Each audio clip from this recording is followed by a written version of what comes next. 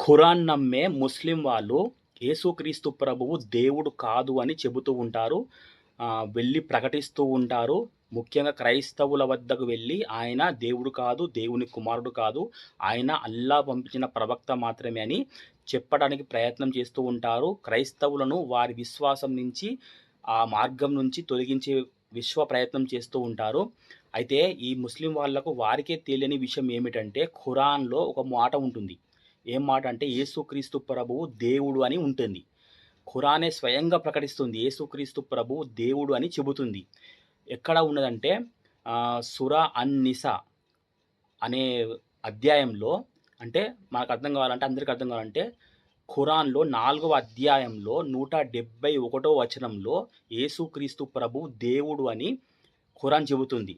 ఎలా అంటే అక్కడ ఏముంటుంది కదా అంటే, అల్లాహ్ యొక్క నబీ రసూల్ అని యేసుక్రీస్తు ప్రభువు అని ఉంటుంది.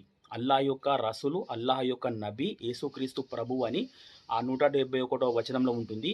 ఇంకా ఏముంటుంది కదంటే, అల్లాహ్ యొక్క కలిమా అంటే అల్లాహ్ యొక్క వాక్యం యేసుక్రీస్తు ప్రభువు అని కూడా ఉంటుంది. అదే వాక్యంలో ఇంకేముంటుందంటే, అల్లాహ్ యొక్క రూహు అంటే దేవుని యొక్క ఆత్మ యేసుక్రీస్తు ప్రభువు అని ఉంటుంది. తెలుగు వాళ్ళకి అందరికి అర్థం కావాలంటే, యేసుక్రీస్తు ప్రభువు దేవుని యొక్క దూత, దేవుని యొక్క దాసుడు, దేవుని యొక్క వాక్యం, దేవుని వాక్యం యేసుక్రీస్తు ప్రభువు, దేవుని ఆత్మ యేసుక్రీస్తు ప్రభువు అని ఖురాన్‌లో 4వ అధ్యాయం 171వ వచనం 2, 3 లైన్‌లలో ఉంటుంది. అది మొత్తం 5, 6 లైన్‌లే ఉంటది. నేను ఒక 3 లైన్‌లు నేను చెప్తానా? మళ్ళీ వేరే 3 లైన్‌లు మళ్ళీ ఇంకా వేరే రకంగా ఉంటుందక్కడ. అయితే మనం ఈ 3 లైన్‌లే మనం మాట్లాడుకుందాం. అయితే మనము మన బైబిల్‌లో చూసుకుంటే, కొత్త నిబంధన యోహాను సువార్త 1వ అధ్యాయంలో, ఆదియందు వాక్యముండెను, వాక్యము దేవుని యొద్ద ఉండెను, వాక్యమే దేవుడై ఉండెను, ఆయన లేకుండా ఏది కలగలేదు, సమస్తము ఆయన మూలముగా కలిగెను. ఖురాన్‌లో చూసుకుంటే అల్లాహ్ యొక్క వాక్యం, బైబిల్‌లో చూసుకుంటే దేవుని వాక్యం.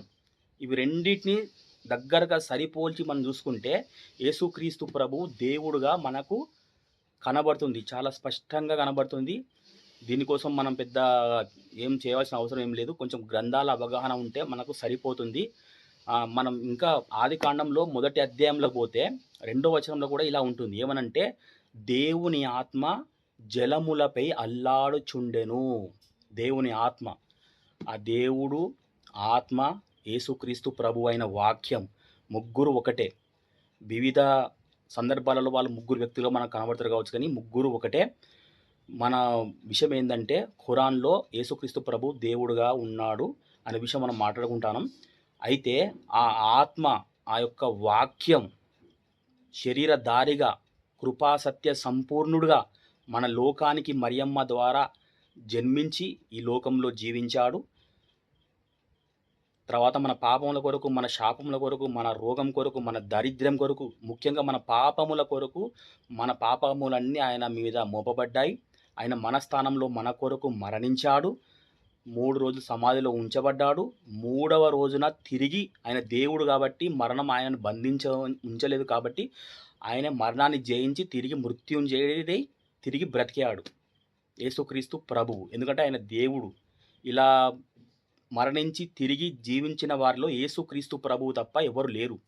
నేను చరిత్రలో చాలా పుస్తకాలు చదివినా, చాలా లోతుగా అధ్యయనం చేసిన, ఎన్నో వ్యక్తుల చరిత్రలు చూసినా, ఎంతో గొప్ప గొప్ప వీరుల చరిత్రలు కూడా చూసినా, అందరూ చనిపోయిళ్ళు, అందరూ సమాధి చేయబడ్డరు. యేసుక్రీస్తు ప్రభువు మాత్రం చనిపోయాడు, సమాధి చేయబడ్డాడు.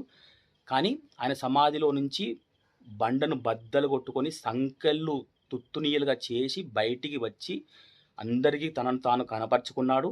మళ్ళా పరలోకానికి వెళ్ళాడు. మళ్ళీ ఆత్మరూపంలో ఇప్పుడు మన మధ్య నివసిస్తున్నాడు, సంచరిస్తున్నాడు. ఎవరైతే ఈ మాటలు విని అంగీకరిస్తారో, ముస్లింలైనా ఇంకా వేరే మతస్థులైనా కూడా, క్రైస్తవులు కొంచెం బలహీనమైన క్రైస్తవులు కూడా ఉంటారు, వాళ్ళకు కూడా చెప్తాను, ఆ ఆత్మ మీ మీద పని చేయునుగాక. యేసుక్రీస్తు ప్రభువు నిజమైన దేవుడు, ఆయన రక్షకుడు. ఖురానే స్వయంగా చెబుతుంది. బైబిల్లో ఉన్నట్టే ఖురాన్లో కూడా ఉంది.